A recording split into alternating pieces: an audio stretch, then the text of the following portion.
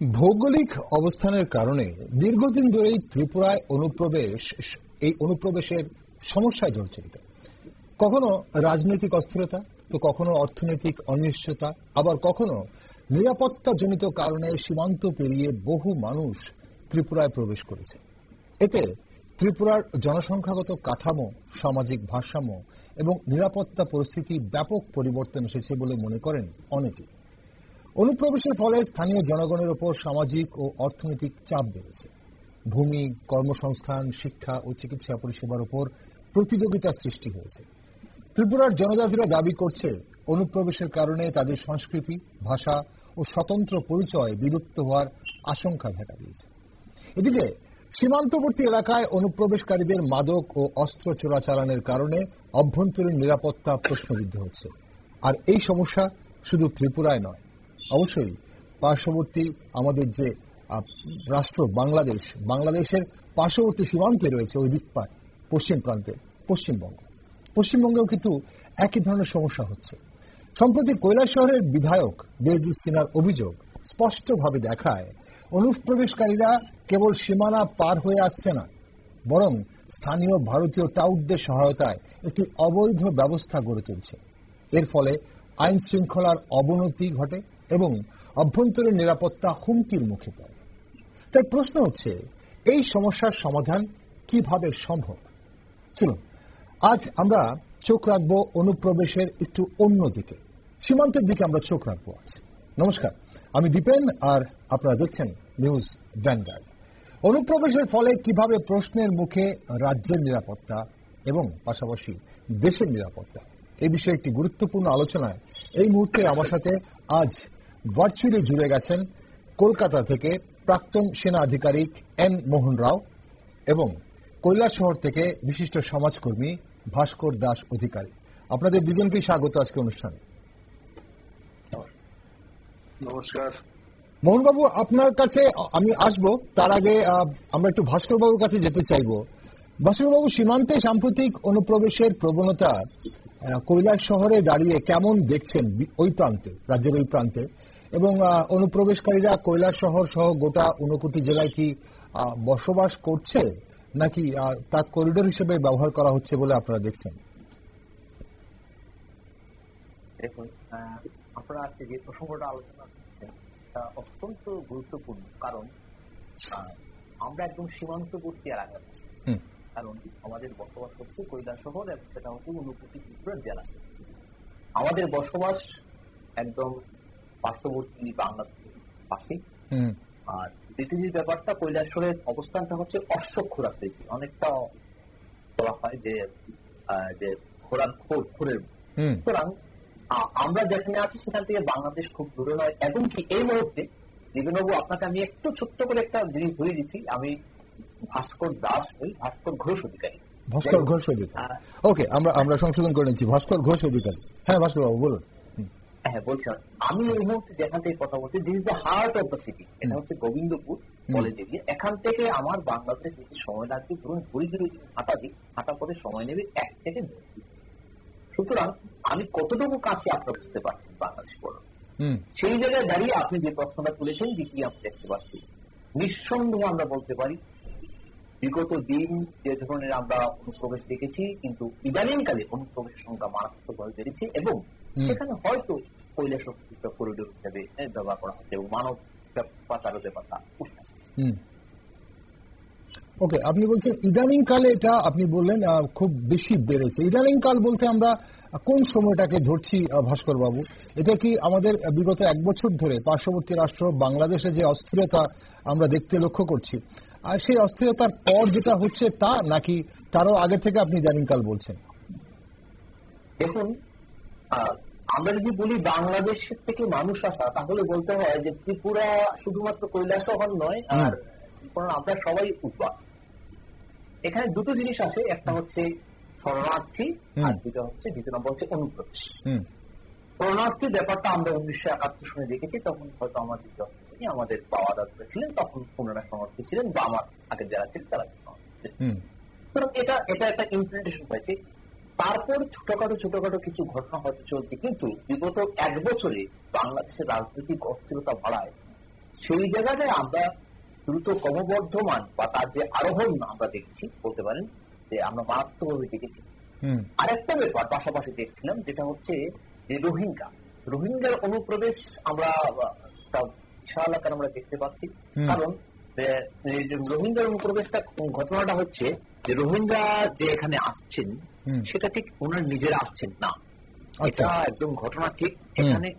এখানে কোথাও একটা মিডিয়েটর বা আমরা যাকে বলি দালাল চক্র, সেই চক্রটা জড়িত আছে এবং সেটা আমাদের স্থানীয় বিধায়ক বাবু যেটা বলেছেন সেটা সকলের অনেকেই স্বীকার করবেন বা যারা সাহসী আছেন স্বীকার করবেন, যারা মুখ ফুটে বলতে চাইছেন না স্বীকার করবেন না, কিন্তু কোথাও একটা দালাল চক্র জড়িত আছে। না হলে বিএসএফ এর একটা প্রহারা, তারপর ধরুন কাঁটাতারের বেড়া, সেটা দিয়ে এই শহরের উপর দিয়ে রোহিঙ্গা ধরা পড়ছে, সেটা সম্ভব হতো না। এবং অনেক ক্ষেত্রে আমরা দেখেছি যে রোহিঙ্গাগুলি যারা ধরা পড়ছেন তারা কোনো ধরুন অটোতে, টুকটুকে, টমটমে বা ধরুন কোনো বাসে এই ধরনের, অর্থাৎ সাথে কেউ আছে, একটা উদ্দেশ্য রয়েছে। সুতরাং এই ব্যাপারটা আমরা বলছি যে ব্যাপারটা বেড়েছে, বিগত 1 বছর ধরে আমরা বেড়েছি। ওকে, আপনারা দেখেছেন। এবং আরেকটা প্রশ্ন আপনার কাছে যাব, তারপর আমি একটু মোহনবাবুর কাছে যাব। সেটা হচ্ছে যে এই যে দেখছেন, আপনারা কি লক্ষ্য করছেন? যারা অনুপ্রবেশ করছে, সে বাংলাদেশি নাগরিক হোক কিংবা রোহিঙ্গা হোক, ওরা কি কৈলাসহর কিংবা ঊনকোটি জেলায় আশপাশে বসবাস করছে, কাজে কর্মে তারা কি লিপ্ত হচ্ছে, নাকি জাস্ট করিডোর হিসেবে ব্যবহার করে তারা এখান থেকে কৈলাসহর বা ঊনকোটি থেকে বেরিয়ে যাচ্ছেন? হ্যাঁ, দীপকবাবু এই যে কথাটাই বললেন, ঠিক কৈলাসহরে ওনারা থাকছেন না, কৈলাসহর করিডোর হিসেবে নিচ্ছেন। যেমন ধরুন আমরা অনেক সময় বলি, কথাবার্তা বলি, বা ধরুন আমি একটু লেখালেখি করি, বা ধরুন আমি নিজে একটু মিডিয়া হাউসের সাথে যুক্ত আছি, তো আমরা অনেক সময় চিকেন করিডোর শব্দটা ইউজ করি।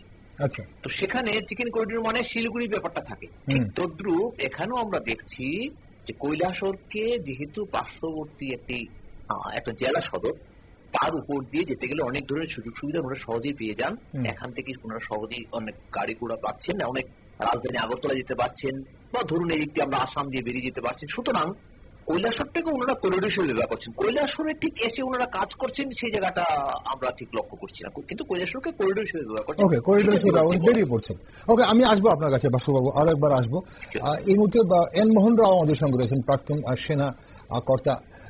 মোহনবাবু, এই যে বঙ্গে শাসক দল নিজেদের স্বার্থে রাজ্যের পরিচয় বিপন্ন করে তুলেছে, এখানে অনুপ্রবেশ উৎসাহিত হচ্ছে, জাল নথি তৈরি হচ্ছে, অনুপ্রবেশকারীরা রাষ্ট্র ও সংস্কৃতির জন্য বড় হুমকি।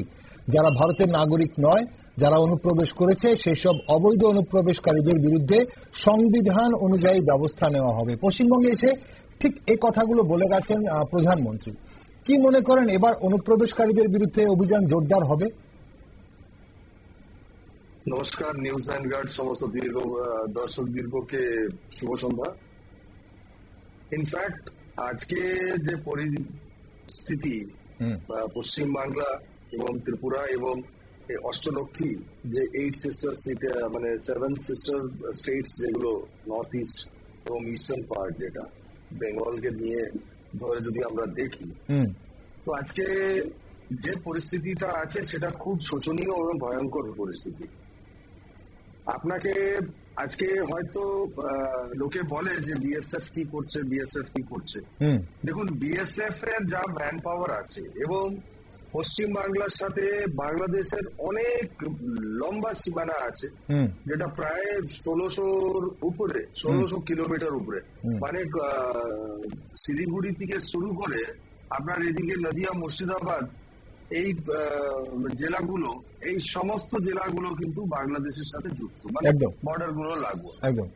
এবারে ওখান থেকে রাত্রিবেলা বা দিনের বেলা মানে যেইভাবে অনুপ্রবেশ হচ্ছে, আপনি মানে কত দূর বিএসএফ মানে এই জিনিসগুলোকে আটকাবে, কত সংখ্যা বিএসএফ ওখানে মানে পাহারা দেবে।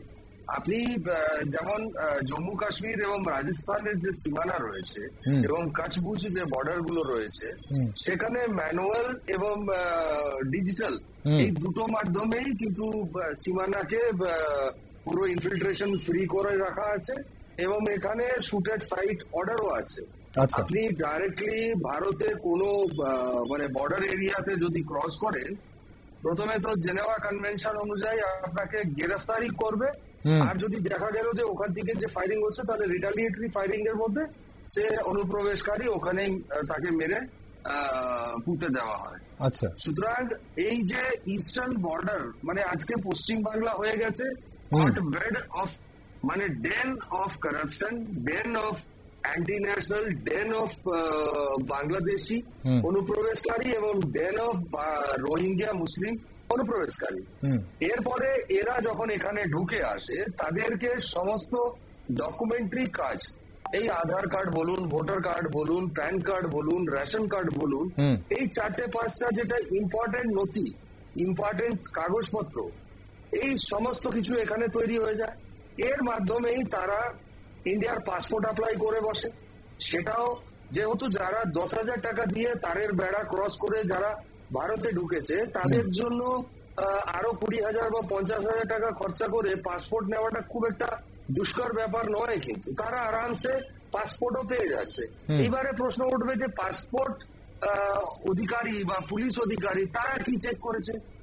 দেখুন, এখানে চেক করার মতন কি, সর্ষের মধ্যে ভূত আছে। এবারে যখন আপনারা যা ভালো করেই জানেন যে অমুক ব্যক্তি এখানকার বাসিন্দাই না, আমরা দেখেছি মানে আমাদের এখানে পশ্চিমবাংলায় এই মুহূর্তে মানে টোটো, অটো এবং দিনানি যে কাজগুলো, এই কাজের মধ্যে যেই ভাষায় তারা কথা বলে, এই যে Rajarhat New Town one of the মানে আইকনিক এরিয়া আপনার কলকাতার জন্য, কিন্তু আজকে সেই জায়গাটাকে পুরো ডেমোগ্রাফি চেঞ্জ হয়ে গেছে। প্রায় 44% ভোটার কার্ড ওখানে রেজিস্টার হয়ে গেছে। আমি এখানে মিডিয়ার মাধ্যমেই বলতে আমার কোনো দ্বিধা নেই, আপনি যদি হিন্দু হন, আপনার টাইটেল যদি পাল, মুখার্জি, চ্যাটার্জি, রয় বা অন্য কিছু থাকে, সিং বা আপনি বা অন্য কোনো টাইটেল যদি থাকে, তাহলে আপনার পায়ের জুতো ঘষে যাবে আপনাকে এই সমস্ত ডকুমেন্ট তৈরি করতে। কিন্তু আপনি যদি মোহাম্মদ বশির, মোহাম্মদ মোহাম্মদ কাসিম, মোহাম্মদ ইসলাম বা মোহাম্মদ তসিফ হন, তাহলে আপনাকে এই সমস্ত জিনিস, এদের একটা সেট এজেন্ডা আছে যেখানে তারা যায় অনুপ্রবেশ করে, তারপরে এরা এখানে এসে বিভিন্ন মসজিদ এবং মাদ্রাসাতে ঢুকে যায়, সেখান থেকে তাদেরকে ফান্ডিং করা হয় এবং সেই জায়গা থেকে তারা রাস্তায় মাছ বেচা, সবজি বেচা, ফল বেচা, মানে অন্যান্য যে মিনিয়াল কাজগুলো, যেমন এখন কোন আন্ডারগ্রাউন্ড টানেলের কাজ। মঞ্জি, আমি একটু আপনাকে ইন্টারাপ্ট করবো এখানে, একটু ক্ল্যারিফাই এর ব্যাপার আছে, একটু বিস্তারিত আমার একটু জানার প্রয়োজন আছে। আপনি বলছেন যে যারা হিন্দু, যাদের সারনেম হিন্দু, তারা ওখানে জুতো সুক্তুলিক হয়ে যাচ্ছে, এই ধরনের অনুপ্রবেশ করেছেন, কিন্তু ভারতের বৈধ নাগরিকত্বের যেসব কাগজপত্র ডকুমেন্টস প্রয়োজন হয় সেসব বের করতে তাদের জুতো সুক্তুলিক হয়ে যাচ্ছে, তবু হয়তো পাচ্ছে। কিন্তু যারা আপনি বলছেন সরাসরি যে যারা অন্য ধর্মের মুসলিম, তাদের জিনিসটা খুব সহজভাবে হয়ে যাচ্ছে। এখন প্রশ্ন হচ্ছে, তাহলে আমাদের কাছে মূল অভিযুক্ত কারা, বা আমাদের কাদের শনাক্ত করতে হবে? অনুপ্রবেশকারীদের, নাকি যারা অনুপ্রবেশকারীদের সাহায্য করে ভারতের বৈধ নাগরিকত্ব পাইয়ে দিচ্ছে তাদেরকে? কোনটা আমার কাছে জরুরি বেশি এই মুহূর্তে বলে মনে করেন? দেখুন, একটা কথা আছে না, লাউ এবং কুমড়োর গাছ বিনা চালা সাপোর্টে উঠে ফল দিতে পারে না। সিমিলারলি কি হয়, যখন আমরা একটা অনুপ্রবেশকারী যখন ভারতে বর্ডারে ঢুকছে, সে ঢুকে গেল, এসে এখানে কোনো না কোনো জায়গা সেটেলও হয়ে যাচ্ছে, কেন কি এটা একটা বড় দালাল চক্র আছে, র্যাকেট আছে, যেমন আমাদের ভাস্করদা বলছিলেন, এটা একটা দলাল চক্র আছে যেটা সারা ভারতবর্ষে আছে। আপনি ভাবুন, এই যে প্রদেশের মুখ্যমন্ত্রী মাননীয় মমতা ব্যানার্জি, ইনি যখন 2011 সালে ক্ষমতায় দখল করেন, তার আগে যখন উনি লোকসভায় পার্লামেন্টেরিয়ান হিসাবে, তখনকার ডেপুটি স্পিকারের মুখে ভোটার লিস্টের পুরো নথি, ভোটার লিস্ট ছুড়ে মেরেছিলেন সিপিএম কে অ্যালিগেশন দিয়ে যে আপনারা বাংলাদেশিদেরকে এখানে এনে তাদেরকে বসাচ্ছেন, নিজের ভোট ব্যাংক তৈরি করছেন। এবং বিগত আপনারা 21শে জুলাই দেখেছেন, মঞ্চে দাঁড়িয়ে বলছে, এবারে উনি কি বলছেন, বাংলা ভাষাভাষী বিভেদ হচ্ছে। ইনফ্যাক্ট সেটা নয়, বাংলা ভাষাভাষীর সাথে কোনো বিভেদ হচ্ছে না। যদি সেটাই হতো তাহলে আজকেই আমরা একটা খবর দেখেছি, আপনারাও সার্চ করে দেখতে পারেন, যে উত্তরপ্রদেশে 1947 এবং 71 সালের পরে উত্তরপ্রদেশে যারা পূর্ব পাকিস্তান থেকে এখনকার বাংলাদেশ যারা উদ্বাস্তু হয়ে উত্তরপ্রদেশে এসে বিভিন্ন জায়গায় যারা সেটেল হয়েছিল তাদেরকে ল্যান্ড রাইট দিয়েছে 10,000 পরিবারকে। আপনি ভাবুন যে আমরা তো যখন সিএ নিয়ে এসেছিলাম আমাদের উদ্দেশ্যটা এটা ছিল যে পারসিকিউটেড হিন্দু, জৈন, শিখ এবং বৌদ্ধ এই কমিউনিটিকে, হিন্দুকে তাদেরকে বাঁচানো, তাদের অস্তিত্বকে রক্ষা করার জন্য। কিন্তু আজকে এই প্রদেশের মুখ্যমন্ত্রী মঞ্চে দাঁড়িয়ে হাত নাড়িয়ে নাড়িয়ে উনি বলছেন যে আন্দোলন করব, ঘেরাও করব। আরে ভাই, আপনি ভাবুন বিহারে 50 লক্ষের বেশি মানুষ, তাদের ভোটার কার্ডের কোনো হদিস নেই। আপনি যে কোনো দেশের পরিকাঠামো কিভাবে থাকবে? আপনি ভাবুন বাংলাদেশ থেকে এসে আপনি গুজরাটে পৌঁছে গেলেন, যেখানে একটা বড় অংশের জায়গাটা সেখানে গুজরাট সেখানে পুরো এরিয়াটাকে ক্লিন করেছে। আপনি উত্তরাখণ্ডে চলে যান। আমি উত্তরাখণ্ড থেকে পড়াশোনা করার ছেলে, 1985 সালের কথা আপনাকে বলছি। সেই সময় আমরা যখন ওখানে ছিলাম পাহাড়ে, ল্যান্সডাউন বলে জায়গা, তখন উত্তরপ্রদেশের সাথে যুক্ত ছিল। তো আপনি বিশ্বাস করবেন না, একটা মুসলিম ফ্যামিলি ছিল সারা এলাকার মধ্যে, সিঙ্গেল মুসলিম ফ্যামিলি। আর আজকে ওখানে প্রায় লক্ষাধিক মুসলিম পপুলেশন। কোথা থেকে আসলো এরা? পুরোকে পুরো মদত, এদেরকে পুরোকে পুরো সাপোর্ট বিগতেও গভর্নমেন্ট, স্টেট গভর্নমেন্টস গুলো করেছে। কেন কি একবার এদেরকে এস্টাবলিশ করে দিলে, যেমন দিল্লিতে হয়েছে। আপনি ভাবুন দিল্লিতে আজকে কতগুলো অবৈধ ঝুগ্গি ঝোপড়ি গুলোকে ভাঙা হচ্ছে, তারা কারা? মোহনবাবু, আমি আপনাকে আরেকবার একটু ইন্টারাপ্ট করব। এই যে আপনি বলছেন, এই যে প্রভাবটা আপনি বলছেন যে অনুপ্রবেশকারীদের কারণে কি ধরনের প্রভাব হচ্ছে এবং কিভাবে ছড়িয়ে যাচ্ছে গোটা ভারতবর্ষের বিভিন্ন প্রান্তে। আপনি শুরুতেই বলছিলেন যে ওই দিক থেকে কাশ্মীর, রাজস্থান, পাঞ্জাব যে সীমান্ত, বা আমরা যে পশ্চিম পাকিস্তান বা বর্তমান যে পাকিস্তানের সীমান্ত যদি এতটা সেফ গার্ডেড থাকে, তাহলে আমাদের পূর্ব প্রান্তের এই বাংলাদেশ সীমান্ত কেন সেফ গার্ডেড হলো না? আমি বিএসএফ এর কথা বলছি না, আমি সীমান্ত রক্ষী যারা রয়েছে তাদের কথা বলছি না। কিন্তু ওখানে যদি এত কড়াকড়ি থাকে, তাহলে এখানে এত কড়াকড়ি নেই কেন? দেখুন, এখানে কড়াকড়ি না হওয়ার পিছনে সব থেকে বড় কারণ হচ্ছে রাজ্য সরকারের গোলমূল অ্যাটিটিউড। আমি কেন্দ্র সরকার একটা আইন পাস করেছে যে বর্ডার থেকে 50 কিলোমিটার ভেতরে পুরো দায়িত্ব থাকবে বিএসএফ এর কাছে, কিন্তু মমতা ব্যানার্জি সেটাকে হতে দিচ্ছে না। এবং তারপরে উনি জায়গা দিচ্ছে না যেখানে বিএসএফ এর এই সমস্ত বর্ডার গুলোকে খতিয়ে এবং বর্ডার গুলোকে দেখার জন্য যে ইনফ্রাস্ট্রাকচার লাগবে, সেই ইনফ্রাস্ট্রাকচারকে ডেভেলপ করার জন্য। আর বাংলাদেশের সাথে এই ইস্টার্ন পার্ট রিভারাইন আছে, এখানে জলের সাথে পুরো বর্ডার আছে এবং খোলা ময়দানও আছে যেখান থেকে লোকে রাত্রিবেলা টপকে চলে আসছে দিনের বেলা ঘুরতে। আপনি হয়তো অনেকগুলো ভিডিও দেখেছেন যে বাংলাদেশিরা অডিও ভিডিও করছে, রিল বানাচ্ছে, বলে এই দেখুন আমি এখন বাংলাদেশে আছি, আমি পরে ইন্ডিয়াতে চলে যাচ্ছি। একদম একদম আমরা দেখেছি। এই যে পরিস্থিতি আছে, আপনি ভাবুন যে ভারতবর্ষকে ধ্বংস করার যে মেইন যে গেটওয়ে হচ্ছে পশ্চিমবাংলা, এবং পশ্চিমবাংলা দুর্ভাগ্যবশত এমন একটি সরকার চলছে 34 বছর বাম শাসন, তারপরে তৃণমূল কংগ্রেস এবং তার আগে কংগ্রেস, এই তিনটে দল মিলে পশ্চিমবাংলা এবং পশ্চিমবাংলার পুরো ভবিষ্যৎকে পুরো শেষ করে দিয়েছে। ওকে, আমি আসবো মোহনবাবু, আপনার কাছে আসবো। ভাস্করবাবু আছে। ভাস্করবাবু, মোহনবাবুর কথা অনুযায়ী যে এই যে পশ্চিমবঙ্গে প্রথমে কংগ্রেস, তারপর বাম, তারপর এখন বর্তমানে তৃণমূল, রাজনীতির কারণে অনুপ্রবেশ কোনোদিনই সে অর্থে একটা বিরাট বড় সমস্যা বলে গণ্য করা হয়নি, এবং রাজনৈতিক নেতৃত্বরা তাকে ভোট ব্যাংক, ওই অনুপ্রবেশকে ভোট ব্যাংক হিসেবে কাজ করেছে এবং দেখেছে, যার জন্য আজ পরিস্থিতি এমন জায়গায় এসে দাঁড়িয়েছে যে কারা অবৈধ অনুপ্রবেশকারী তাদের চিহ্নিত করতে সমস্যা হচ্ছে, কারণ তাদের সব বৈধ ডকুমেন্টস বেরিয়ে যাচ্ছে। আমাদের এখানেও কিন্তু একই ধরনের সমস্যার কথা বলা হয়, আমাদের রাজ্যেও কিন্তু এটাই বলা হয়। এখন 59 জেলায় অনুপ্রবেশকারীরা সামাজিক ও অর্থনৈতিক ক্ষেত্রে কি ধরনের প্রভাব ফেলছে বলে আপনারা মনে করেন? এবং আপনি কাছ থেকে সেই জেলাকে দেখেন, আপনি সেই জেলার বাসিন্দা, এবং গোটা ত্রিপুরা রাজ্য তো বটেই, সেই জেলায় কি ধরনের প্রভাব ফেলেছে এবং এই ইস্যু নিয়ে স্থানীয়দের মধ্যে, সাধারণ জনগণের মধ্যে কি ধরনের প্রতিক্রিয়া লক্ষ্য করে? দেখুন, একটা বাস্তব ঘটনা আপনি আপনাকে বলি। আমি 2009 সালে বিয়ে, 2009 সালে বিয়ে যখন করি, আমার শ্বশুর বাড়ি হচ্ছে করিমগঞ্জ। আমার তখন সেখানে আমার স্ত্রীর নাম আমাকে সেখান থেকে ভোটার লিস্টের নাম ট্রান্সফার করে এখানে নিয়ে আসতে তুলতে হয়। আচ্ছা, এবার আমি যখন ভোটার লিস্টের নামটা ওখান থেকে নিয়ে সেখানে জমা দিই, আমার কিন্তু ভোটার লিস্টের নামটা উঠে না। তারপর আমি যথারীতি দৌড়ঝাঁপ করি, জিজ্ঞেস করি এখানকার স্থানীয় প্রশাসন সভাকে জিজ্ঞেস করি যে এটা হয়নি, এটা কোনো একটা বলেছে যে এটা কাগজ, ওই কাগজটা আনতে হবে। আমি বলি ঠিক আছে। পরের বছর সেই কাগজ নিয়ে, ঠিক পরের বছর বলছি, পরের বছর সেই কাগজ নিয়ে আমি আবার যখন দৌড়ঝাঁপ করলাম তখনও উঠেনি।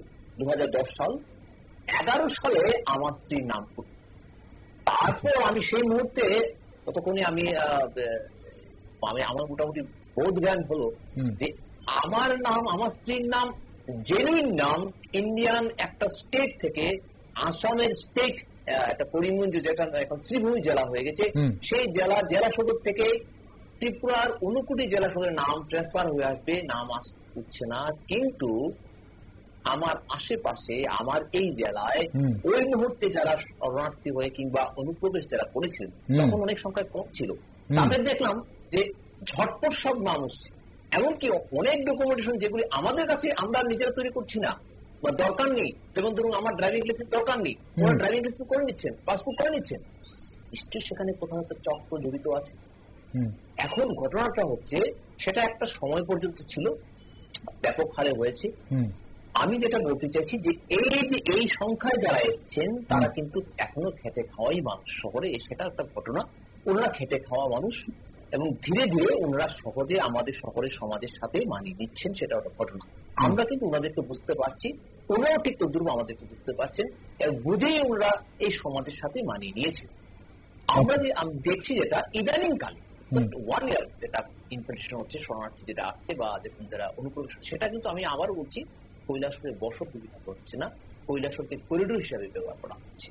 সুতরাং সেক্ষেত্রে কৈলাসহরের সেই ধরনের কোন সমস্যা এখন আমরা দেখছি না যে কৈলাসহরে থাকছেন করছেন না। এখানে সংখ্যাটা বেশি কাদের, মানে এটা কি রোহিঙ্গাদের অনুপ্রবেশই ঘটছে বেশি, যারা কৈলাসহরকে করিডোর করে বা ঊনকোটি জেলাকে করিডোর করে আপনি বলছেন ভারতবর্ষের বিভিন্ন প্রান্তে পৌঁছে যাওয়ার চেষ্টা করছে, নাকি এখানে যে বাংলাদেশের যে অস্থির পরিবেশ এই মুহূর্তে বিগত 1 বছর বা 11 মাস ধরে আমরা দেখছি, তার কারণে সেখান থেকে বাংলাদেশের নাগরিকদের বিভিন্ন কারণে, অর্থনৈতিক সংকটে হোক বা রাজনৈতিক কারণে হোক বা ধর্মীয় নির্যাতনের কারণে হোক, নিরাপত্তার অভাবে হোক, তারা বর্ডার ক্রস করে এদিকে আসছে বলে মনে হচ্ছে? আপনার 4-5টি শব্দের মধ্যে একটি শব্দ গুরুত্বপূর্ণ, সেটা হচ্ছে নিরাপত্তা। নিরাপত্তা অন্যতম একটি ভাইটাল পয়েন্ট। আপনারা জানেন যে কৈলাসহরের পাশ দিয়ে যখন একটি মেয়ে ছিল, আজকে থেকে প্রায় 5-6 মাস আগের কথা, আমি আমারও বলছি, আমি যেহেতু মিডিয়া হাউসে কাজ করি, সেই মেয়েটি একদম বাচ্চা মেয়ে, তত্তাজা যুবতী মেয়ে, সেই মেয়েকে কিন্তু গুলি করা হয়েছিল। কারণ সেই মেয়েকে মানে ওকে নিয়ে যে আসছিল সে লুকিয়ে গেছিল, কিন্তু ওই মেয়েটি বিএসএফ এর সামনে পড়ে যায়, বিএসএফ তাকে আটকানোর চেষ্টা করে, বারবার বিএসএফ তাকে অর্ডার করে, কিন্তু মেয়েটি বুঝতে পারে না, একদমই অবপ্রবেশী মেয়ে, মেয়েটাকে লাস্টে গুলি করা হয়। অন্য ঘটনা। নিরাপত্তা অন্যতম ইস্যু, আপনি যে পয়েন্টগুলো বললেন, নিরাপত্তা অন্যতম ইস্যু, যে কারণে বিগত 1 বছর ধরে অনুপ্রবেশ মারাত্মক বেড়েছে এবং সেটা এখনো আমরা কিছুটা রক্ষা করে আছি, সেটা অন্যতম বিএসএফ। আবার আমি সেটা পাশাপাশি বলছি, কাঁটাতারের বেড়ার কাজ হয়েছিল বাজপেয়ীর সময়ের ঘটনা, বাজপেয়ী যখন প্রধানমন্ত্রী ছিল সেটা ছিল, কিন্তু এখন আমাদের এই কৈলাসহর গুলো আর যেখানে বলুন কাঁটাতার যেটা আছে, তাও কোন রকমের বিএসএফ টাকে রক্ষা করে রেখেছে। নিচের কাঁটাতার উপর দিক আছে দাঁড়িয়ে, নিচে হয়তো সেটাকে দেখছি টিনের বেড়া দিয়ে রেখেছে। সুতরাং এই বিএসএফরা মিলে কতটুকু সেটাকে আবার নিরাপত্তা দিয়ে বহনের সংখ্যা কতটুকু আছেন, সেটা একটা বিশাল ব্যাপার। বলে না যে ভারতবর্ষ যদি 2017 সালে জিএসটি লাগু হয়েছে, এটা বারবার প্রধানমন্ত্রী নরেন্দ্র মোদী বলেন যে জিএসটি কে একটা পোর্টাল নিয়ে আসা হয়েছে, ভালো কাজ হচ্ছে। কিন্তু আসলে হচ্ছে, আমি নিজেও একজন ব্যবসায়ী হয়ে বলতে পারি যে আসলে চুরিটা যদি আটকাতে হয়, জিএসটি হয় অনেক ভালো হয়েছে, জিএসটি হয় অনেক ইনডাইরেক্ট ট্যাক্স বেড়েছে, অনেক গভর্নমেন্টের খরচাপাতি করতে পারছেন, উন্নয়ন করতে পারছেন, সেটা অবশ্যই ভালো। কিন্তু প্রকৃত চুরি যদি আটকাতে হয়, তাহলে 140 কোটি ভারতবাসীর জন্য 140 কোটি সেল ট্যাক্স ইন্সপেক্টর দরকার হবে, নচেত এই সম্ভব। ঠিক তদ্রুপ কৈলাসহরে যত সংখ্যক মানুষ আছে, ঠিক তত সংখ্যক যদি বিএসএফ দেওয়া যায় তবে সম্ভব, যেটা কখনোই কোনো দেশে সম্ভব নয়।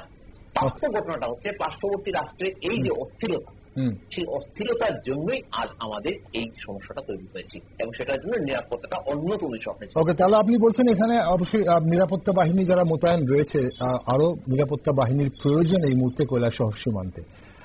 আমরা এই অনুপ্রবেশকারীদের চিহ্নিত করতে সম্প্রতি দেখেছি পশ্চিম ত্রিপুরায় এসটিএফ গঠন করা হয়েছে। এতে সমস্যার কতটা সমাধান হবে বলে মনে করেন? যদিও সেটা 59 জেলার জন্য নয়, একমাত্র এই মুহূর্তে পশ্চিম ত্রিপুরা জেলার জন্য এসটিএফ গঠন করা হয়েছে। 15 কমিটির একটি টিম গঠন করা হয়েছে, 15 সদস্য। আর সেখানে 14 জন ওসি রয়েছেন এবং একজন ডেপুটি সুপারিনটেন্ডেন্ট রয়েছেন। তো এই ধরনের এসটিএফ টিমে এই অনুপ্রবেশ রুখতে কতটা সক্ষম হবে বলে মনে করেন এবং চিহ্নিতকরণ করতে পারবে বলে মনে করেন? দেখুন, যেটা করেছেন সরকার নিশ্চয়ই ভালোর জন্য করছেন, আমরা সেটা বিরোধিতা করছি, কিন্তু সেটাকে তৃণমূল স্তরে নিয়ে যেতে হবে। যদি তৃণমূল স্তরে নিয়ে নেওয়া যাওয়া হয় তাহলে কিন্তু ব্যাপারটা সেই উপরের লেয়ারে রয়ে গেল। তাহলে কিন্তু আমরা সাধারণ মানুষ যারা আছেন, সাধারণ যারা একদম বর্ডার এরিয়াতে আছেন, তার যেমন আমি এক জেলা সদর, বর্ডার বা কিন্তু একটা জেলা সদর, আমরা কিন্তু তাহলে কিছু বুঝতে পারলাম। এক, দুই, পাশাপাশি হচ্ছে এই যে আপনারা বলেন টাস্কফোর্স বাহিনী, টাস্কফোর্সের কারা প্রত্যেকটা ক্ষেত্রে আমরা দেখেছি। ধরুন আমি বলছি আমাদের এখানে যিনি ডিএম আছে, ডিএম স্যার আছে, ডক্টর কামাল মজুমদার, নতুন ডিএম স্যার এসেছে। উনি এসে কিন্তু এখানে সম্পর্ক বলে একটা কর্মসূচি নিয়েছেন, অভিনব কর্মসূচি। প্রত্যেকটা গ্রামকে এক একজন অফিসার নিচ্ছেন, নিজের দত্তক হিসেবে নিচ্ছেন। সেখানে ওনারা নিজেরা তদবির করছেন, দেখছেন কোন সমস্যা হচ্ছে কিনা। ডক্টর কামাল মজুমদার যে কাজটা করেছেন, দারুণ কাজ করেছেন। আগে যিনি আমাদের এসডিএম স্যার ছিলেন প্রদীপ সরকার, বর্তমানে মহকুমা শাসকের সাথে আমাদের ঠিক পরিচয় হয়নি বা উনি হয়তো ঠিক ওনার পাচ্ছি না, ওনাকে ঠিক মতো পাচ্ছি না। কিন্তু আগে যিনি এসডিএম স্যার ছিলেন প্রদীপ সরকার, উনিও ঠিক তদ্রুপ সাধারণ মানুষের সাথে কাজ করতেন। এতে হতো কি, প্রশাসনের সাথে যে যোগাযোগ সেটা দারুণ মাত্রা ছিল, একটা যোগাযোগ রক্ষা ছিল, প্রতি মুহূর্তের খবর ওনারা পেতেন। এখন এই যে স্পেশাল টাস্কফোর্স গঠন হলো, সেটা আগরতলা কেন্দ্রিক যদি হয়, আগরতলা নিয়ে হয়, যদিও রাজ্যভিত্তিক হয়েছে, কিন্তু আগরতলা কেন্দ্রিক যদি হয় বা সেটা হয়, সেটাকে তৃণমূল স্তরে না নেওয়া হয়, তাহলে কিন্তু ব্যাপারটা সেই জায়গায় কি পৌঁছাবে না বলে আমার বিশ্বাস, আমি মনে করি। ওকে, আরো তৃণমূল স্তরে নিয়ে যেতে হবে সেটা আপনি মনে করেন। আসবো আপনার কাছে আরো একবার। মোহনজি রয়েছেন আমাদের সঙ্গে। মোহনজি, বাস্তব জীবনে আপনি যে কথাগুলো বলছিলেন এবং যেভাবে পশ্চিমবঙ্গের আপনি নিউ টাউন এলাকার কথা বলছিলেন বা কলকাতার বিভিন্ন জায়গার কথা যদি আমরা ধরে নিই, অনুপ্রবেশ যেভাবে হয়েছে এবং আপনারা যেভাবে বাস্তব চিত্রে দেখতে পাচ্ছেন, সেখানে যারাই হোক, যে ধর্মেরই হোক না কেন, বর্তমানে তাদের সত্যি কি শনাক্তকরণ আর কি সম্ভব হবে, যেহেতু সব ধরনের বৈধ ডকুমেন্টস তারা তৈরি করে নিয়েছেন? এখানে সবথেকে যে বড় কথা, আমাদের পলিটিক্যাল উইলটা কত, আমার রাজনৈতিক যে মানে চিন্তা ধারণাটা কতটা কার্যকর আছে এবং আমি সেই চিন্তা ভাবনাটা কি নিতে পারছি, আমি সেই জিনিসটাকে কি করাতে পারছি। আজকে যদি ভাবুন বিহারের এসআইআর যেটা হচ্ছে, স্পেশাল রিভিউ যেটা ভোটার কার্ডের, আপনি ভাবুন যে 18 লক্ষ লোক মরে গেছে, তারা এই পৃথিবীতে নেই, কিন্তু তাদের ভোট প্রত্যেকবার ইলেকশনে কেউ না কেউ ওখানে পাচ্ছে। একটা লোক বিহারে ছিল, সে চলে গেছে পাঞ্জাবে চাকরি করছে, সে এখানকার বাসিন্দাই রইল না, সে আসেই না, তারও ভোট পড়ছে। এবারে নেপাল, মায়ানমার, বাংলাদেশ, এই দেশের নাগরিক বিহারে ভোটার লিস্টে, বিহারে ভোটার কার্ড নিয়ে তারা বসে আছে। এই যে কিষানগঞ্জ, এই আপনার যে সীতামাড়ি, এই যে তোমার কি বলে আরেকটা যে জেলা, এই জেলা থেকে লোকেরা ইনফিল্ট্রেট করছে আরামসে। যেহেতু আমি কি বললাম, ভারত আর বাংলাদেশ এবং রোহিঙ্গা মায়ানমারের যে বর্ডার গুলো হচ্ছে, সেটা পুরো আইদার রিভারাইন আছে, আইদার বিহার জঙ্গল আছে, বা একদম দুর্গম যাতায়াতের রাস্তা আছে। এবারে বিএসএফ বলুন বা যে কোনো প্যারামিলিটারি ফোর্স বলুন, তারাও তো মানুষই, এবং মানুষের ক্ষেত্রে পক্ষে কতটা সম্ভব, যখন আপনার বর্ডারটা খোলা একদম, আপনার ঘরে যে কেউ আসতে পারে, যে কেউ বেরোতে পারে। আপনি পশ্চিম বাংলাকে সিল করলেন না, বর্ডার সিল হওয়া উচিত ছিল। যখন ভারতবর্ষ স্বাধীনতা গ্রহণ করে, আমরা কি ভেবেছি যে বাংলাদেশ আমাদের বন্ধু দেশ হবে, সে আমাদের সাথে বন্ধুত্ব বজিয়ে রাখবে। কিন্তু আমরা আজকে কি দেখলাম, 1 বছরের মধ্যে বাংলাদেশ পাকিস্তান থেকেও বড় শত্রু দেশ আমাদের হয়ে গেছে। মানে আজকে সেখানকার যত জঙ্গি আছে তারা পশ্চিমবাংলায় আজ এসে অ্যাক্টিভ হয়ে গেছে। তারা কি করে ঢুকছে? তাদেরকে পুরো মদত লোকাল অ্যাডমিনিস্ট্রেশন, পুলিশ প্রশাসন, এমএলএ, এমপি, কাউন্সিলর, এরা তাদের জন্য সমস্ত দরজা খুলে রেখে দিয়েছে। এর মধ্যে যারা এমপি বা এমএলএ বা কাউন্সিলর তারা হিন্দু আছে, তারা মুসলিমও আছে। মুসলিম তো অবভিয়াসলি তাদের ভাইদের জন্য করছে, কিন্তু আমার প্রশ্ন হচ্ছে সেই হিন্দু এমএলএ, এমপি, কাউন্সিলর এবং জেলা পরিষদের মেম্বার গুলোর কাছে যে ভাই আপনারা নিজে দেশের মধ্যে শত্রুদেরকে নিয়ে আসছেন। আপনি আজকে আফগানিস্তানের সিনারিও দেখুন, যখন ওখান থেকে আমেরিকান ফোর্স বেরোচ্ছে তাদের কি ভয় ছিল? তারা তো একটা খ্যালিফেট মানে এস্টাবলিশমেন্ট করতে চাইছিল। তালিবান ওখানে প্রশাসন দখল করেছে, তাহলে তো তারা ওখানেই থাকতে পারতো, কিন্তু তারা তাদের স্ত্রী এবং বাচ্চাদেরকে ছেড়ে তারা নিজে পালিয়ে গেছে।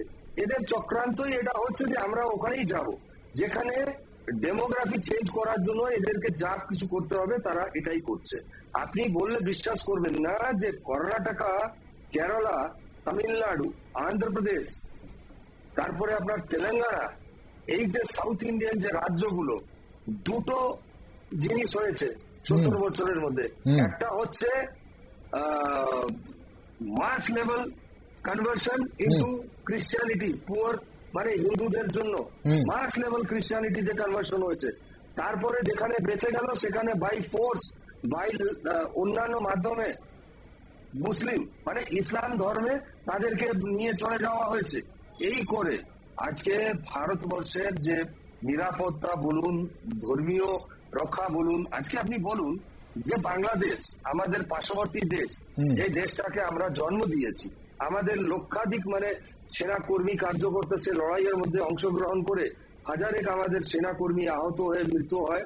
কেন কি সেই সময় আমাদের সেনা সেরকম সক্ষম ছিল না। আমরা পাইদাল সেনা হিসাবে সেখানে মানে মুভ করেছিলাম ইস্টার্ন কমান্ড থেকে। সেই জায়গাতে আমরা আজকে বাংলাদেশকে ইন্ডিপেন্ডেন্স পাইয়ে দিলাম। আর সেই বাংলাদেশ আজকে আমাদের দেশের সব থেকে বড় শত্রু হয়েছে। আজকে রবীন্দ্রনাথ ঠাকুরের পৈতৃক বাড়ি সেটাকে ভেঙে গুড়িয়ে দেওয়া হয়েছে। তারপরে আপনার সত্যজিৎ রায়ের বাড়ি ভেঙে দেওয়া হচ্ছে। তো এই ধরনের যে সন্ত্রাস চলছে বাংলাদেশে, এই জিনিস কি এখানকার মানুষ বুঝতে পারছে না? দুঃখের বিষয় আমি আপনাকে বলি, যারা ওখান থেকে আক্রান্ত হয়ে রাতে অন্ধকারে তারের বেড়াকে ক্রস করে কোন রকম কচু লতি নিয়ে জলের মধ্যে ডুবে বসে আছে এবং ওই কচুর লতির উপরে তারা বেঁচে ছিল, সেখান থেকে তারা রাতের অন্ধকারের মধ্যে পশ্চিমবাংলার মধ্যে এসছে। আর তারা এখানে এসে তাদেরকে এমন মানে মাইন্ডসেট করে দেওয়া হলো, তারা এসে এখানে সেকুলার হয়ে গেল। তাদের জেনারেশন আজকে পাক্কা সেকুলার, তারা হিন্দু না, তারা হয়ে গেছে সেকুলার। এবং সেকুলারিজমের কথা ততদিনই কার্যকর যতদিন আপনার দেশের মধ্যে ইসলামের মেজরিটি 30 থেকে 35% হচ্ছে না। আপনার 35% যেদিন ক্রস হবে সেদিন সেকুলারিজম চলে যাবে ভাগারে। তখন আর সেকুলারিজমের খাতা থাকবে না, তখন একটাই জিনিস থাকবে, আপনাকে আইদার কনভার্ট হতে হবে না হলে মরে যেতে হবে। সেটা যেমন ঘটেছে বাংলাদেশে, সেটা যেমন ঘটেছে পাকিস্তানে, সেটা যেমন ঘটছে বিভিন্ন দেশে। মোহনজি, আমরা অনুষ্ঠানের শেষ পর্বে চলে এসেছি। আপনারা খুব কাছ থেকে এই অনুপ্রবেশকে দেখছেন এবং খুব কাছ থেকে ফলো করছেন কি হচ্ছে কি না হচ্ছে এবং কিভাবে অনুপ্রবেশকারীরা ডকুমেন্টস, বৈধ ডকুমেন্টস তৈরি করছেন এবং এগুলো যে হচ্ছে আপনারা আসলে অকপটে স্বীকার করছেন। এখন প্রশ্ন হচ্ছে যে সরকারের পক্ষ থেকে সীমান্ত রক্ষা ও অনুপ্রবেশ নিয়ন্ত্রণে আগে যে ধরনের পদক্ষেপ নেওয়া হয়েছে এবং বর্তমানে যা হচ্ছে তা কতটা যথেষ্ট? এখানে সরকার বলতে আমি কেন্দ্রীয় সরকারের কথা বলছি, তা কতটা যথেষ্ট? এটা একটা প্রশ্ন। দ্বিতীয় প্রশ্ন দুজনের কাছেই রাখবো যে আমরা বর্তমানে অনুপ্রবেশ নিয়ে যখন কথা বলছি তখন আমরা একটা কাট অফ বাংলাদেশ থেকে একটা কাট অফ ডেট যেটা মাঝে মধ্যে উঠে আসে যে বাংলাদেশের যুদ্ধ 1971 সালের 24শে মার্চ, তারপর যারা এসছে তারা অনুপ্রবেশকারী, তার আগে যারা এসছে তারা শরণার্থী বা বিভিন্নভাবে রিফিউজি হয়ে ভারতবর্ষে এসেছিল। কিন্তু আমরা দেখতে পাচ্ছি যে ভারতের সিএএ আইনে এই মুহূর্তে 2014 সালের 31শে ডিসেম্বরের আগে যারা ধর্মীয় নির্যাতনের কারণে আমাদের দেশে এসছে এবং বিভিন্ন শর্ত মেনে তাদের অবশ্যই নাগরিকত্ব দেওয়া হবে। এই জায়গাটাকে কিভাবে দেখছেন? সরকারের পক্ষ থেকে সীমান্ত রক্ষা এবং অনুপ্রবেশের নিয়ন্ত্রণ যে পদক্ষেপগুলো আগে কতটা কার্যকর ছিল এবং বর্তমানে সেটা কতটা কার্যকর? দেখুন, প্রথমে তো আমি আপনাকে বলি, বিগতে যতগুলো সরকার ছিল, আপনি ভাবুন যে বাংলাদেশ যে দেশটাকে আমরা চাইলে যেমন চাইতাম তেমন তাকে মোটিভেট করে সেখানকার আমরা সমস্ত কিছু ম্যানেজ করে নিতে পারতাম, কিন্তু সেটা কি আমরা করেছি? আমরা করিনি। সেটা বাংলাদেশকে আজাদি পাইয়ে দিয়েও, দেশকে আজাদি পাইয়ে দেওয়ার পরেও ভারতের যদি লিডারশিপ সেই সময় চিন্তা করে থাকতো, তাহলে মেজরিটি অফ হিন্দুদের জন্য, ইস্ট বাংলাদেশে মেজরিটি অফ হিন্দুদের জন্য একটা কোনো একটা প্রান্ত, আইদার সেটা যেমন শিলিগুড়ি বলছে বা ঢাকা বলছে বা চিটাগং বলছে, যে এমন একটা জায়গার মধ্যে বা কোনো একটা কর্নারে যেখানে হিন্দুদেরকে রেখে তাদেরকে প্রোটেক্ট করার মতন তাদের একটা হোমল্যান্ড বাংলাদেশের মধ্যে। ভারতের সাথে বিভক্ত হয়েছে 3টে দেশ। যখন 47 সালে বিভাজন হয় তখন একটা মুসলিম কান্ট্রি পাকিস্তান তৈরি হলো। 71-এ যখন 2টো রাজ্য বিভাজিত হলো, ইস্ট পাকিস্তান, সেখান থেকে আরেকটা বাংলাদেশ মুসলিম কান্ট্রি তৈরি হলো। তাহলে আমার বক্তব্য হচ্ছে যে আমাদের যে হিন্দুরা তারা কোথায় যাবে, এই চিন্তা ভাবনাটাকে নিয়ে এসে সিএ আনা হয়েছিল এবং এনআরসি যেটা করার যে সিদ্ধান্ত নেওয়া হয়েছিল, পলিটিক্যাল মানে অপোজিশন এত বেশি। আপনি ভাবুন, 3 দিন চলছে আমাদের দেশের পার্লামেন্ট, সেখানে আপনি যে ভোটার গুলো যারা ভারতের নাগরিক নয় তাদেরকে এখানে ভোটের লিস্টের মধ্যে অ্যাড করে আপনি আপনার স্বার্থতা পূর্ণ করছেন। আজকে বাংলায় যখন এই ডিভিশনটা হবে, আপনাকে আমি আজকে বলছি প্রায় 1 CR এর উপরে এখান থেকে লোকের বাতিল হবে ভোটার লিস্টে। আজকের ডেটে 10 কোটি ভোটার আছে, মানে নাগরিক যেখানে, সেই জায়গায় আপনি ভাবুন যে কত সংখ্যায় এখানে ভোটার আছে যারা অনুপ্রবেশ করে এসছে। তারা যারা 1971 সালের পরে যারা এসছে, সে ভিসা নিয়ে এসছে না তারের বেড়া টপকে এসছে, তারা কিন্তু অনুপ্রবেশকারী, তাদেরকে মানা হবে। এবং মুসলিম যারা এসছে তাদের জন্য এই আইনটা পূর্ণভাবে কার্যকারী। পশ্চিম বাংলা এবং আজকে ত্রিপুরার যে সরকার আছে, ত্রিপুরা সিপিএম থেকে যখন মুক্তি পায়, আজকে আমি মনে করি সেখানকার মানুষ আজকে উপকৃত। অনেক কিছু কাজ আমরা মিডিয়া, সোশ্যাল মিডিয়া, টিভির মাধ্যমে দেখতে পাই। আমাদের আর্মি বন্ধুরাও যারা আছেন, আজকে ত্রিপুরা অনেক এগিয়ে গেছে। কিন্তু আপনি ভাবুন পশ্চিম বাংলার পরিস্থিতি। আজকে পশ্চিম বাংলা থেকে 6678টা কোম্পানি, যার মধ্যে 10টা কোম্পানি সেন্সেক্স এর মধ্যে লিস্টেড কোম্পানি ছিল, তারা এখান থেকে রিলোকেট হয়েছে। কেন চলে গেছে? কেন কি এই সরকার শুধু একটাই কথার উপরে বিশ্বাস করে, দুধেল গরু আছে, সে লাথি মারলেও আমি লাথি খাবো, কিন্তু তাদের ভোট আমাকে চাই। মানে গভর্নেন্সে থাকতে হবে, তাতে আমার দেশ, আমার রাজ্য, আমার প্রতিবেশী জায়গা যা হচ্ছে হোক, আমার তাতে কিচ্ছু যায় আসে না।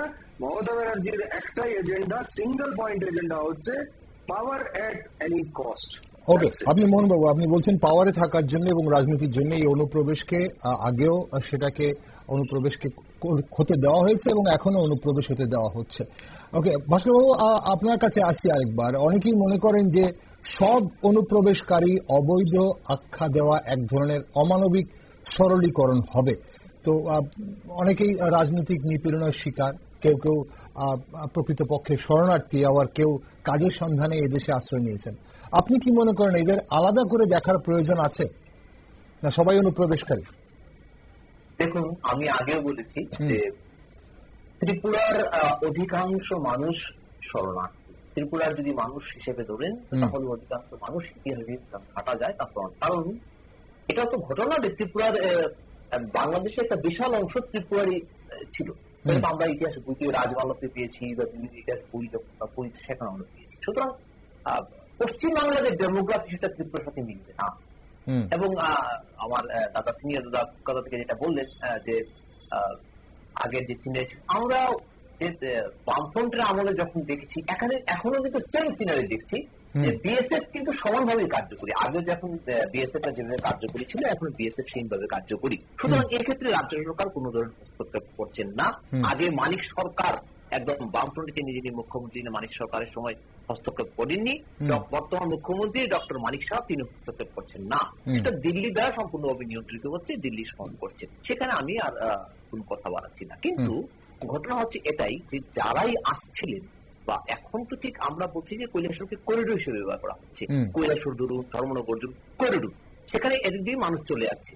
সুতরাং এই জায়গাটায় ঠিক ওনারা যখনই আসছেন, ওনাকে কিন্তু আমরা শরণার্থী হিসেবে দেখছি না, ওনাদেরকে আমরা বলছি যে অনুপ্রবেশকারী, এবং সেই অনুপ্রবেশকারী একটা সংখ্যায় কিন্তু রোহিঙ্গা, আমি আবারও বলছি একটা সংখ্যায় কিন্তু রোহিঙ্গা।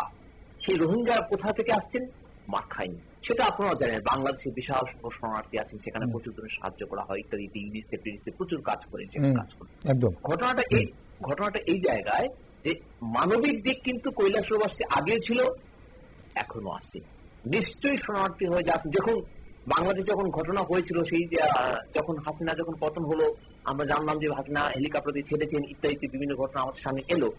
শহরের প্রতিটি মানুষ, আমি দায়িত্ব নিয়ে বলছি, আমি শহরের জন্য বিভিন্ন সংস্থায় কাজ করি, বিভিন্ন সংগঠনে আমরা কাজ করি, বলছি শহরের প্রতিটি মানুষ উদ্বিগ্ন ছিলেন, কারণ এই কৈলাসহর নয়, পুরো ত্রিপুরার প্রত্যেকটি পরিবারের কেউ না কেউ বাংলাদেশের সাথে যুক্ত আছেন, সেটা আত্মীয়তার সূত্রে হোক, সেটা বন্ধন এখনো রয়ে গেছে।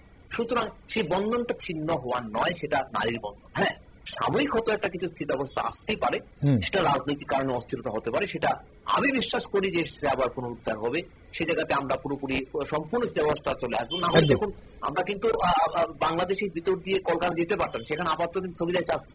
ঘটনা এই জায়গায় শরণার্থী হিসাবে আমরা কাউকে এখন দেখছি না, আমরা যাদেরকে দেখছি তারা কিন্তু করিডোর হিসাবে কৈলাসহর প্রতি চলে আসছেন।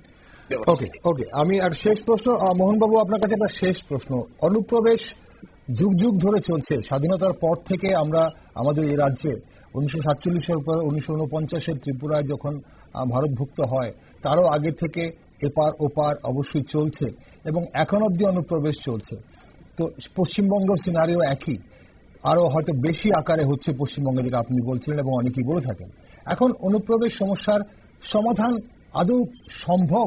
যদি হয় তাহলে কিভাবে সম্ভব বলে আপনি মনে করেন, খুব বেশি সময় নিয়ে অনুষ্ঠানে? দেখুন, এখানে দুটো জিনিস, একটা তো হচ্ছে বিএসএফ এর পেট্রোলিংটাকে চূড়ান্ত পর্যায়ে নিয়ে যেতে হবে। তারপরে যেখানে বর্ডারে সিল করা যাওয়ার মতন পরিস্থিতি নেই, সেখানে আপনার যেমন লেজার বর্ডার, যেমন পাকিস্তানে অনেক জায়গা লেজার বর্ডার করা হয়েছে, যেখানে কোনো অনুপ্রবেশকারী বা কোনো জঙ্গি যদি ওখানে পা দেয়, তাহলে সঙ্গে সঙ্গে সেগুলোকে আইডেন্টিফাই করে তখনই ওদেরকে গুলি করে মেরে দেওয়া হচ্ছে। তো এটা একটা বড় কাজ হয়েছে পাকিস্তানের সাইড। কিন্তু বাংলাদেশ, আমি আবার আপনাকে বলছি যে বাংলাদেশের সাথে যে বর্ডার ভারতের রয়েছে, এখানে দেখুন আসাম থেকে শুরু করে ত্রিপুরা পর্যন্ত একটা ন্যাশনালিস্ট পলিটিক্যাল পার্টি সরকার চালাচ্ছে। সেখানে আজকে নর্থ ইস্টে আমি যখন নর্থ ইস্টে যখন অরুণাচলে পোস্টিং ছিলাম, তখন আমাদেরকে নিউ জলপাইগুড়ির পরে খাওয়ার জন্য কাতারে তাকিয়ে থাকতে হতো যে কি খাবো, কি ইয়ে করবো। সিঙ্গেল ট্র্যাক ছিল, সিঙ্গেল ট্র্যাকের মধ্যে ট্রেন চলছিল, গুয়াহাটি থেকে আপনার তাওয়াং যাওয়া পর্যন্ত 3টে দিন লাগছিল। আজকে আপনি ভাবুন যে চেঞ্জেস কোথায় এসছে। আজকে পশ্চিম বাংলাও সেই জায়গায় আসতে পারতো যদি এখানকার মানুষ যদি সজাগ হয়ে একটা সরকারটাকে পরিবর্তন করতে পারতো। কিন্তু আজকে এখানকার যে বাঙালি, তারাও হারে হারে টের পাচ্ছে যে আমরা কি ভুল করেছি 2011 সালে দিদির সততা এবং সাদা চটি এবং সাদা শাড়িকে দেখে আমরা বিশ্বাস। ওকে, আপনি তারা বলছেন যে সরকার পরিবর্তন হলে অনুপ্রবেশ বন্ধ হবে?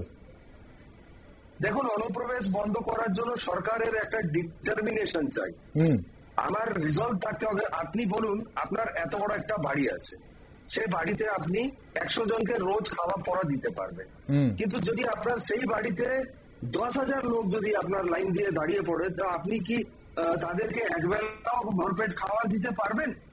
তো আজকে আমার তো পুরোকে পুরো ইনফ্রাস্ট্রাকচারই তারা দখল করে বসে আছে। আজকে অনুপ্রবেশকে আটকাতে গেলে আইন তো আছে, কিন্তু আইনটাকে কার্যকরী করার দায়িত্ব হচ্ছে রাজ্য এবং বর্ডার পুলিশ। আজকে ধরুন, আজকে বর্ডার পুলিশ যদি কোনো অ্যাকশন নেয়, তাহলে তাদের উপরে হামলা হচ্ছে গ্রামগঞ্জে, তাদের উপরে অ্যাটাক হচ্ছে। তো সেই জায়গা থেকে আপনি কি এক্সপেক্ট করেন যে আপনাকে নিরাপত্তা রাখা যাবে এবং সেখানকার অনুপ্রবেশ বন্ধ হবে। অনুপ্রবেশ বন্ধ করতে গেলে দুটো জিনিস করতে হবে। শুটেড সাইট যেমন পাকিস্তানের বর্ডারের সাথে আছে, যে যেখানে অনুপ্রবেশকারীকে দেখা হবে চ্যালেঞ্জ,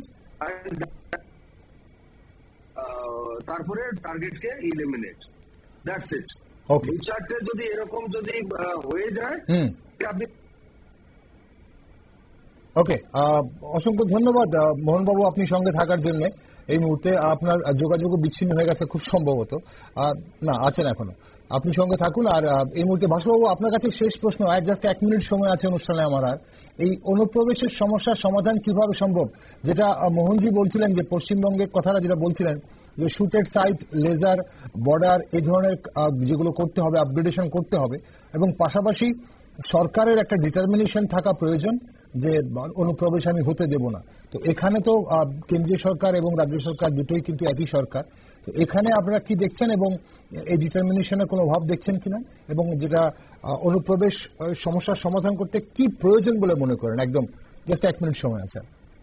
দেখুন, সোজা বাংলায় আমাদের এখানে আমরা মনে করি যে অনুপ্রবেশ যদি একদম বন্ধ করতে হয় তাহলে কিন্তু আমাদের এখানে বিএসএফ যে পেট্রোলিং, সেটা যারা যেটা বললেন বিএসএফ এর সংখ্যা, পেট্রোলিং সংখ্যা বাড়াতে হবে, সেটা অবশ্যই একটা কথা।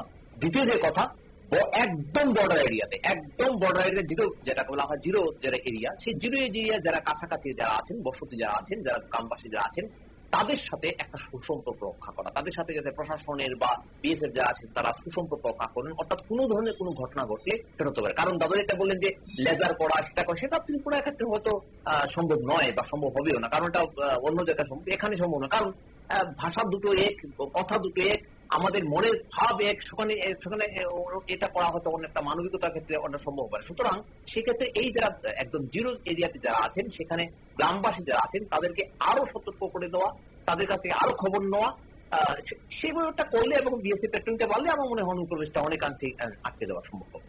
অসংখ্য ধন্যবাদ ভাস্করবাবুর সঙ্গে থাকার জন্য। আমি হাফ মিনিট বলবো। হ্যাঁ মোহনজি বলুন মোহনজি। দেখুন, আপনি ভাস্করদা যেটা বললেন যে বর্ডার মানে ওই পার আর এই পারে যারা আছে তারা আত্মীয় এবং আত্মীয় সম্পর্ক আছে, মানে আম্বিলিক্যাল কর্ডের রিলেশন আছে, সে সব মেনে নিলাম। কিন্তু যখন দেশের যখন কথা আসে না, তখন এই রিলেশনশিপ ম্যাটার করে না। আমার ম্যাটার করার যেটা হচ্ছে আমার দেশ এবং আমার মাতৃভূমিকে আমি কিভাবে রক্ষা করব। আমার মাতৃভূমি যেটা আছে সেটার কোনো অনুপ্রবেশের জন্য কোনো ফ্রিডম পেতে পারে না। এখানে এসে সমস্ত আমাদের যারা ছেলে মেয়েরা আছে তাদের রোজগার রুটিতে একদম হামলা হচ্ছে, তাদের করা কাজগুলোকে তারা নিয়ে নিচ্ছে এসে। এই জিনিসটাকে বন্ধ করার জন্য যত কড়া পদক্ষেপ, আরেকটা যেটা অনুপ্রবেশ তো এমনি হচ্ছে না, দালাল চক্র তো আছে। আমি এই মিডিয়ার মাধ্যমে থাকবো যে কেন্দ্র একটা আইন এমন নিয়ে আসতে হবে যারা অনুপ্রবেশকারীদেরকে Aadhaar card, voter card, PAN card, ration card, birth certificate, এই জাতীয় জিনিসগুলো তৈরি করে দিচ্ছে, তাদেরকে ন্যাশনাল সিকিউরিটি অ্যাক্টের মাধ্যমে গ্রেফতার করে একদম আজীবন জেলের খানায় ঢোকাতে হবে। তবে গিয়ে কিন্তু একদম কড়া আইন করতে হবে যারা সাহায্য করছে অনুপ্রবেশকারীদের, সেই টাউটদের অবশ্যই একটা আইনের আওতায় এবং কড়া আইনের আওতায় আনা উচিত বলে আপনি মনে করছেন। অসংখ্য ধন্যবাদ মোহনজি, আপনাকে ধন্যবাদ। ভাস্করবাবু আপনাকে ধন্যবাদ। আজ এই গুরুত্বপূর্ণ আলোচনায় আপনারা দুজন অংশগ্রহণ করলেন, সময় দিলেন। বন্ধুরা, ত্রিপুরায় অনুপ্রবেশ সমস্যা শুধু ত্রিপুরায় নয়, গোটা ভারতবর্ষে শুধু একটি সীমান্ত সংক্রান্ত নয়, কিন্তু বরং এটি একটি জটিল সামাজিক, রাজনৈতিক ও মানবিক ইস্যু। তাই একতরফা দৃষ্টিভঙ্গি নয়, চাই ভারসাম্যপূর্ণ ও বাস্তব ভিত্তিক সমাধান। নিরাপত্তা নিশ্চিতের পাশাপাশি মানবিক মূল্যবোধ ও আঞ্চলিক সহযোগিতার মাধ্যমে ত্রিপুরাকে এবং অবশ্যই পশ্চিমবঙ্গকেও একটি স্থিতিশীল, সহনশীল ও সুসংহত সমাজ হিসেবে গড়ে তোলা সম্ভব, রাজ্য হিসেবে গড়ে তোলা সম্ভব। তবে এই সমস্যা শুধুমাত্র সামাজিক বা নিরাপত্তাজনিত নয়, বরং একে ঘিরে গড়ে উঠেছে একটি জটিল রাজনৈতিক বাস্তবতা। অনুপ্রবেশ ইস্যুটি বিভিন্ন রাজনৈতিক দলের কাছে শুধু জননিরাপত্তা বা অভিবাসন সমস্যাই নয়, বরং তা ভোটের রাজনীতির হাতিয়ার, বিভাজনের মাধ্যম এবং ক্ষমতার কৌশল হিসেবেও ব্যবহৃত হচ্ছে। তাই এই সমস্যার সমাধান কোন পথে যায় আগামী দিনে তা সময় বলবে। আর আপনারা সব খবর দেখার জন্য চোখ রাখুন শুধুমাত্র নিউজ বেঙ্গলে।